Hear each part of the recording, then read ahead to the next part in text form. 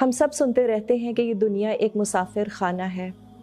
हम बुनियादी तौर पर मुसाफिरों की तरह हैं और हमारी डेस्टिनेशन उस फ़्लाइट पर मबनी है जो हम इस दुनिया के ट्रांजिट लाउंज से पकड़ते हैं।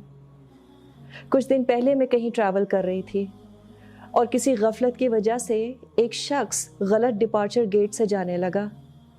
उसने अपना टिकट चेक किया और महसूस किया कि फ़्लाइट स्टाफ की तरफ से कोई मिस्टेक हो गई है। मैं सोच रही थी कि हमें हर वक्त कितना विजिलेंट रहने की ज़रूरत है। A little negligence and you might end up at wrong destination. हम अपनी ज़िंदगी के सफ़र की तैयारी के बारे में भी बहुत बात करते हैं और किसी भी सफ़र की तैयारी का आगाज़ अपने बैग में सही चीज़ें रखने से शुरू होता है।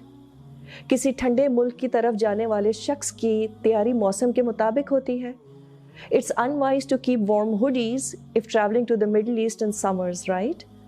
Likewise, the way you lead your lives today, it says a lot about how you are preparing for आखिरah. आप किस तरह के आमाल इकट्ठा कर रहे हैं?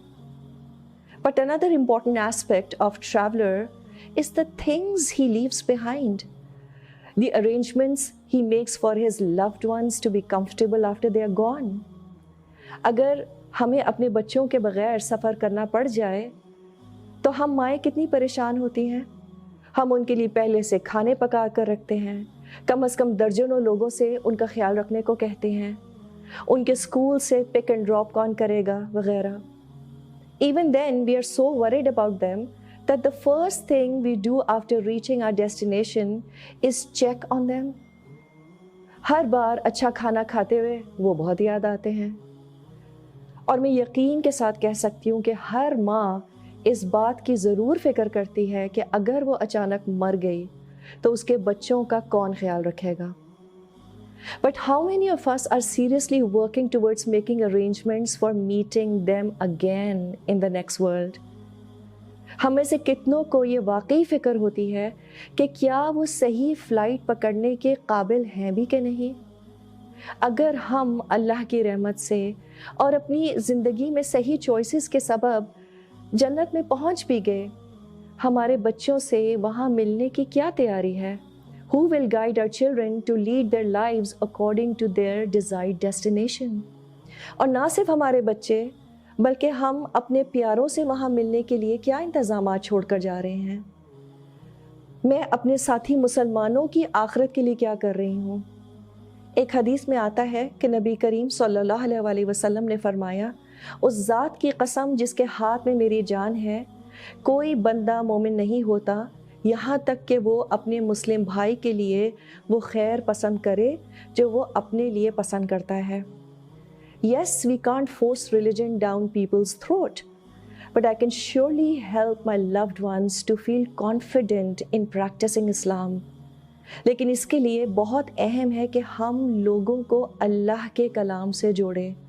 We must connect our children to the Quran. आज हमारे माशरे में जितनी भी प्रॉब्लम्स हैं, इसकी एक बड़ी वजह दीन से दूरी है, अल्लाह से दूरी है और इस दूरी को ख़त्म करने के लिए बहुत ज़रूरी है कि हम अल्लाह को जानें, अल्लाह के कलाम को पढ़ें और उसके मुताबिक अपनी ज़िंदगी गुजारें। और क्यों ना हम इस काम का आगाज़ रमज़ान के महीने से करें, क्योंकि इस महीने में दिल बहुत नरम होते हैं। तो इस काम में हमने अपना अपना हिस्सा डालना है, लोगों को दीन से जोड़कर और ख़ुद भी अल्लाह के कलाम को समझने में वक्त लगाना है और अमल में आगे बढ़ना है। हम सबको अपनी मंजिल के बारे में फ़िक्र करनी है। But like any responsible person, we have to make sure that before leaving this dunya, we at least try to make it a better place to live, a comfortable place to practice Islam. And this is only possible with people entering into Deen completely. And for this, I have to do certain things in my life starting from today. Your contribution towards Deen will inshallah weigh very heavy in your scales. हम माएँ अक्सर अपने बच्चों को अजीम doctor, ज़बरदस्त बीवियाँ या शौहर बनना invasion करते हैं। बहुत अच्छी बात है। But along with that, there's another very powerful envisioning required, and that is to be happily together in the hereafter.